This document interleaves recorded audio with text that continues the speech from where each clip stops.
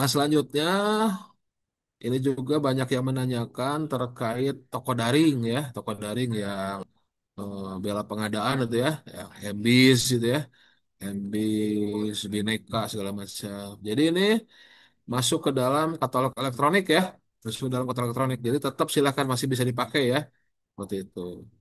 Nah, kemudian kewajiban di purchasing tadi sudah sedikit dibahas. Apabila tersedia dalam kontrak dikecualikan. Nah, ini purchasing tidak wajib kalau, nah ini tidak memenuhi kebutuhan. Jadi produk dalam katalog tidak memenuhi kebutuhan dari volume, mutu, waktu, lokasi layanan, ya silahkan menggunakan metode pemilihan lain. Nah ini ya sapu jagatnya efektivitas dan efisien ya. Nah, silahkan.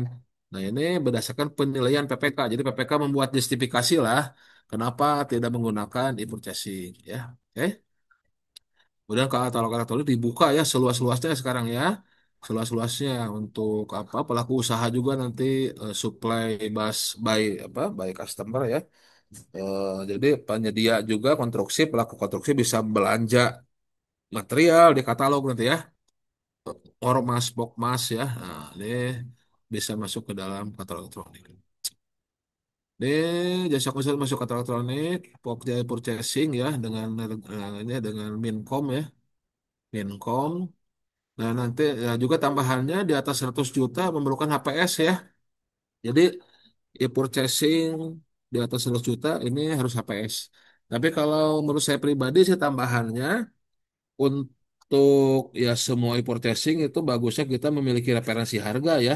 Memiliki referensi harga. Jadi jangan hanya sekedar yang di atas 100 juta karena diwajibkan bikin HPS. Yang lain juga bagusnya memiliki harga. Kenapa? Karena para supplier yang masuk ke dalam ya para penyedia yang masuk ke dalam katalog elektronik sekarang kan sistemnya belum kurasinya belum maksimal ya kurasinya belum maksimal jadi tidak seperti awal zaman dulu pas sebelum versi 5 itu ya kurasinya kan itu betul-betul oleh Pokja di LKPP dikurasi ya nah sekarang kan kurasinya udah menurun sehingga apa? Sehingga kalau saya pribadi menambahkan ya, walaupun di aturannya 100 juta ya, perlu HPS, tapi yang di bawah 100 juta pun kita bagusnya punya referensi ya, sebaiknya punya referensi seperti itu. Nah, kemudian tentunya ini karena tadi terkait kurasinya juga masih belum maksimal, nah ini ada jaminan pelaksanaan ya untuk purchasing di atas 200 juta. Ya. Jadi untuk di atas 200 juta e-processing terus menggunakan jaminan pelaksanaan karena ya kita trust ya ke penyedia ya apa karena kurasinya masih belum maksimal sehingga eh, agar bisa menjamin keseriusan penyedia untuk melakukan pelaksanaan pengirimannya atau pelaksanaan pengadaannya ini kita harus apa mewajibkan mewajibkan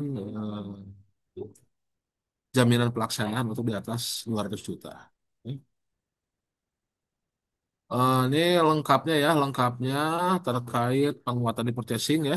Nah, wajib apabila tersedia dalam kartu elektronik, tapi ada kecualinya ya. Intinya kalau tidak efektif efisien ya, kalau tidak memiliki kebutuhan ya silahkan gunakan metode lain sesuai pasal 38. Apakah pengadaan langsung ya, kayak konstruksi ya kalau nggak ada di katalog ya pakai pengadaan langsung aja 400 juta karena kan itu juga sebetulnya konstruksi itu ya meningkatkan 400 juga alasannya ya selain karena inflasi selain juga karena sekarang harga apa properti makin tinggi dan hasil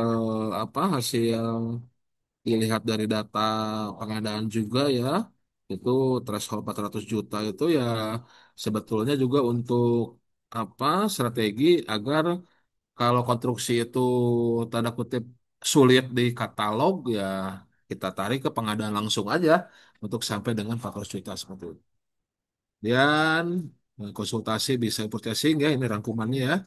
Kemudian pelaksanaan tipe satu tipe 2 juga melalui purchasing ya ini bisa ditayangkan produk-produknya ya. Jadi eksekusinya bisa langsung purchase ya seperti itu.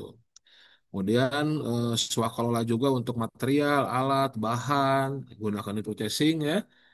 Kecuali untuk tipe 3 tipe 4 itu masih diberikan waktu setahun ya seperti itu. Ya. Kemudian penyediaan sumber daya untuk pekerjaan konstruksi dapat disediakan oleh, nah ini supply by owner ya. Nah, pesanan, purchasing ya. Cuman kalau supply by owner untuk kontraknya banyak ya, ini perlu PPK yang ngerti teknis ya kalau pakai SBO ya, ngerti teknis ya. Kemudian pengadaan barang jasa desa melalui penyedia dilakukan metode purchasing, tapi ini masih disiapkan dulu ya tentunya sistemnya, loginnya segala macamnya ya. Ini penguatan untuk purchasing.